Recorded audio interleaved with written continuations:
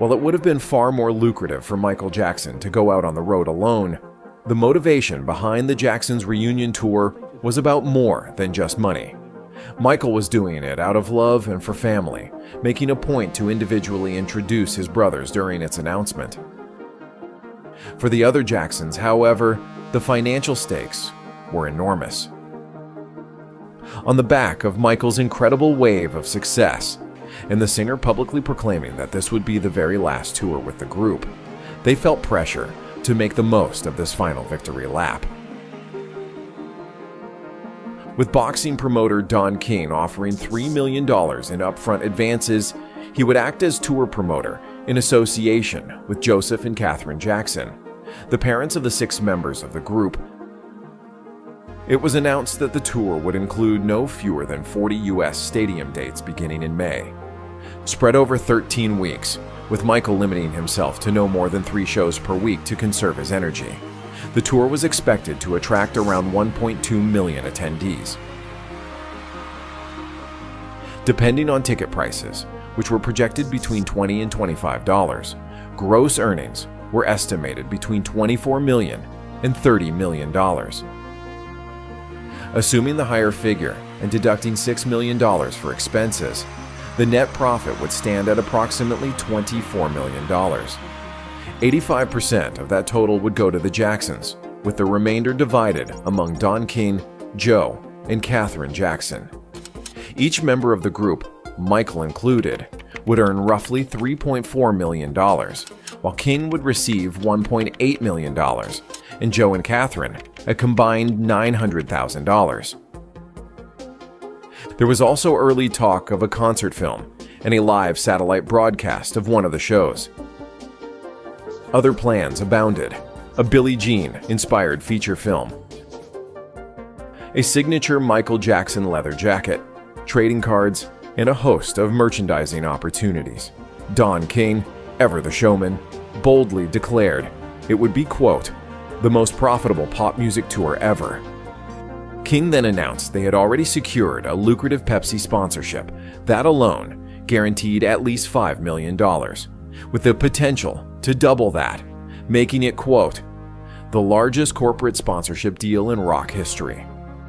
This brought each band member's potential earnings to $5 million, the equivalent of about $15 million today. It was a dramatic leap from their previous sellout nationwide tour 2 years earlier, which had grossed $5.5 million in total. For everyone except Michael, it was the biggest payday of their careers, and the last major paycheck they would see for some time.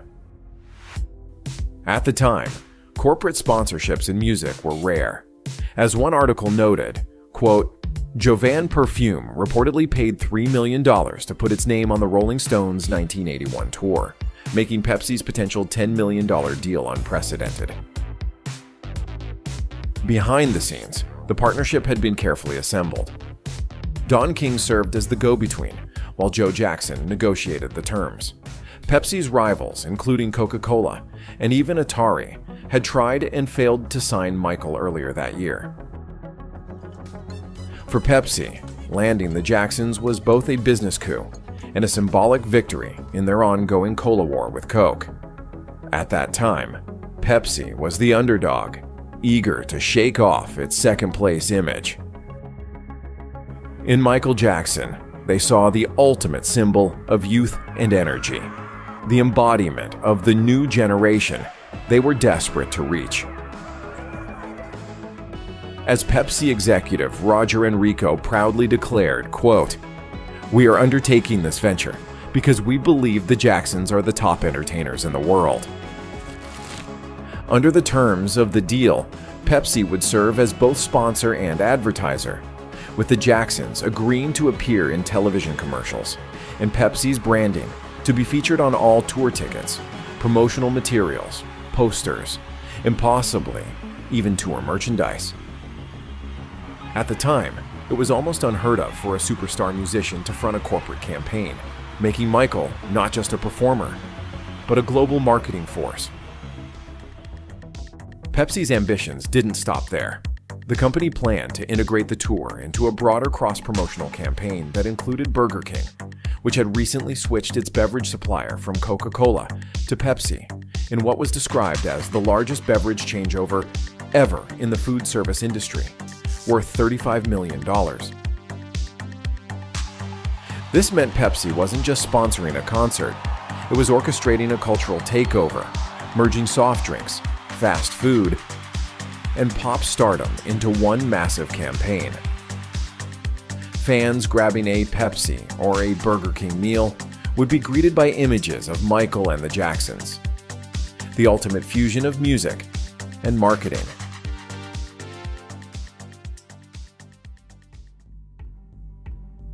As you can imagine, when Michael Jackson caught wind of the terms of the deal, he wasn't thrilled about using his considerable power and influence to push sugary sodas and fast food onto the youth of America. A self-proclaimed vegetarian and health enthusiast, he found the arrangement at odds with the wholesome lifestyle he prided himself on. Yet feeling pressure from his family, he reluctantly agreed, but only on his own terms. Within the Jackson household, Michael's submission created both excitement and relief. For his cash-strapped father and brothers, it was a long-awaited payoff. For Michael, it was another test of balancing his art with his obligations. He insisted on complete creative control over the commercials, once again working with director Bob Giraldi, who had previously helmed his Beat It music video. Filming the commercials became an event in itself. Unlike the tacky celebrity endorsements that dominated early 1980s television, Michael aimed to elevate advertising into an art form. He took an unusual level of control for a brand campaign, supervising choreography, set design, and camera angles. Crews and executives alike described the production as if they were shooting a short film rather than a soda pop commercial. Pepsi executives were stunned by his attention to detail.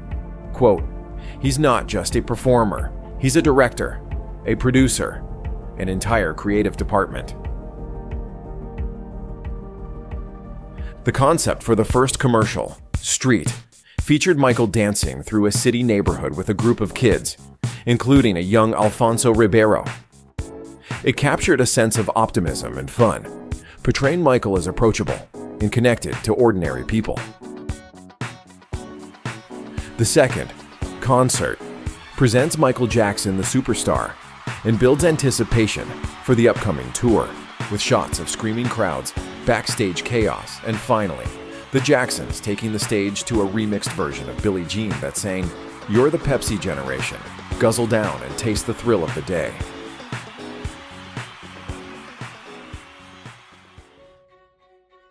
However, Michael's creative control came with firm boundaries. He insisted that although his image would be used, he would not be shown drinking or explicitly endorsing Pepsi. As one article noted, quote, "Jackson insisted he wouldn't be caught on screen clutching a Pepsi can, and that his face would grace the frame for no more than a brief 3-second flash. He would not utter a single word about the product. Even the iconic dance sequences featured a child impersonator performing many of his signature moves, preserving the mystique around his image." Despite the control Michael exerted over the production on January 27, 1984, while filming at Los Angeles Shrine Auditorium before an audience of 3,000 screaming fans, disaster struck. After hours of shooting, director Bob Giraldi requested one last take. Jackson had already performed the same sequence 5 times, descending a short staircase as fireworks burst around him. But Giraldi wanted the timing tighter. According to Jackson's bodyguard Miko Brando, the director instructed him to, quote, "stay alongside the fireworks until after the blast." When the pyrotechnics went off, there was a sudden, blinding explosion, much larger than in previous takes. At first, Michael continued dancing, unaware that sparks had caught in his hair. He completed his spin at the bottom of the stairs before realizing something was wrong.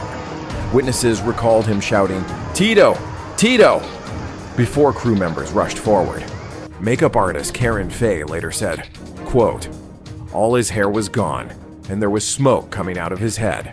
I never saw anything like that in my life. Chaos erupted in the auditorium. Some fans screamed, "Michael Jackson's been shot." Michael was rushed from the stage and taken by ambulance to Brotman Memorial Hospital in Culver City. Even in distress, his showman instincts were intact. Quote, "Leave the glove on," he told an attendant. "The media is here." Jackson was rushed to the hospital last night after a bizarre accident set his hair on fire while he was filming a television commercial. The scene was wild as hundreds of fans tried to see Michael Jackson as he was carried into a Los Angeles area hospital. It seemed like he didn't know what was happening, like something was in his hair, and he started shaking it, and it was all blue and white. Girls started crying, and all the lights went off immediately. We thought it was part of the act that was going on. Doctors found second and third degree burns across a palm-sized area of his scalp. His plastic surgeon, Dr. Stephen Hofflin, told reporters, quote, "He's in discomfort and may suffer some permanent hair loss."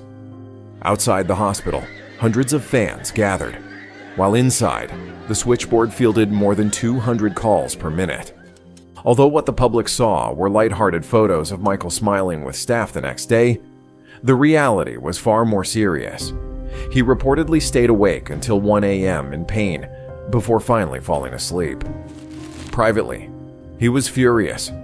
He believed the accident was the result of negligence on set. Quote, "The reason for the fire was stupidity, pure and simple. These bombs were only 2 feet away from either side of my head," he later recounted. Jackson threatened to sue, but ultimately accepted a $1.5 million settlement instead. Pepsi's vice president, Alan Potish, proclaimed, "We wish it had never happened." Still, the show must go on. Pepsi worried about the campaign's future, but Michael insisted the commercials be released as planned. Weeks later, he triumphantly attended the Grammys, his head still bandaged beneath a custom hairpiece, where he won a record-breaking 8 awards during the telecast. Both Pepsi spots aired to an audience of more than 54 million viewers. One media executive recalled that the network aired the Pepsi spot as special programming, not just a commercial break. MTV executive Les Garland said, quote, "I got word that Pepsi had bought the first spot in the 1984 Grammy telecast. I said, wait a minute, this Pepsi Michael Jackson spot, if that's going to run, it should run on MTV first."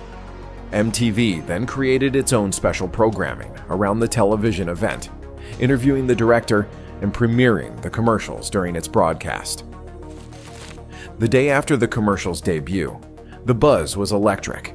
Never had a commercial received such media attention, largely due to the dramatic accident that occurred during its creation.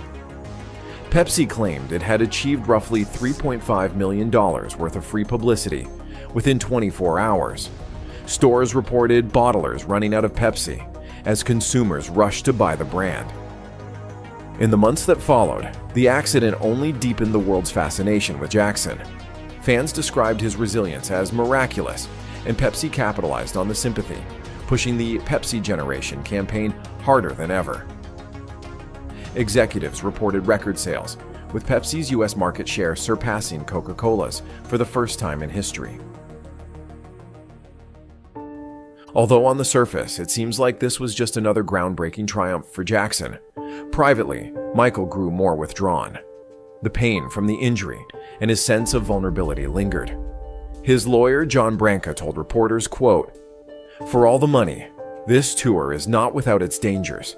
After the Pepsi accident, everyone is concerned. With crowds this size, everything has to be perfect." For a superstar who had once felt untouchable on any stage he walked on, the place where he felt happiest and most free, he now had legitimate reasons to fear it. Suddenly, Michael found himself physically injured, exposed before thousands, and at the mercy of others.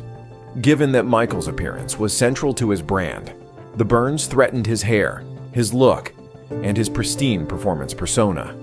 He later had to undergo several scalp surgeries and hair restoration procedures to reverse the damage caused.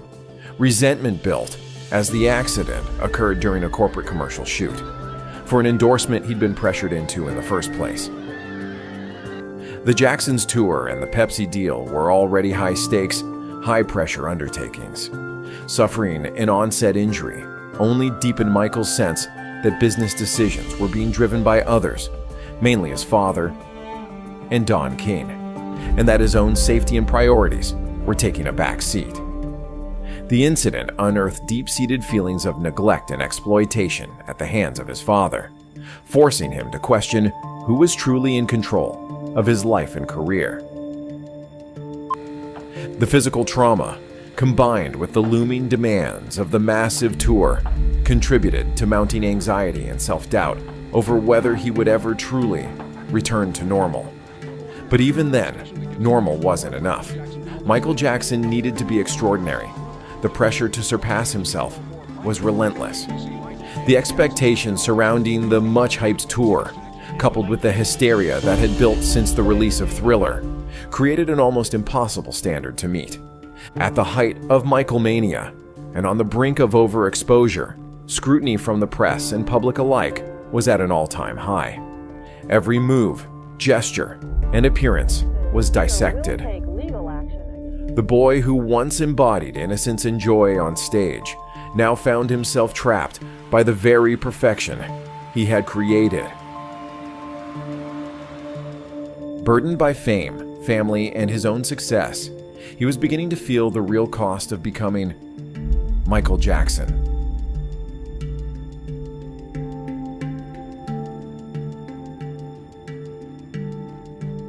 大家好，我是主播周玉琴。很多的朋友告诉我们，选择原版的太阳星全效克菲尔益生菌，它添加有羽衣甘蓝，健康再加分。而有睡眠困扰的朋友们，赶快选择蓝色包装这一款晚安加强版，绝对是更有感。每日克菲尔，时刻美好 ，Good Feel Good， 请上快点购为健康下单，而且要记得输入推荐代码，有额外的折扣优惠。太阳星全效克菲尔益生菌基础版、晚安加强版，新包装改版，内容不变，抽取更方便。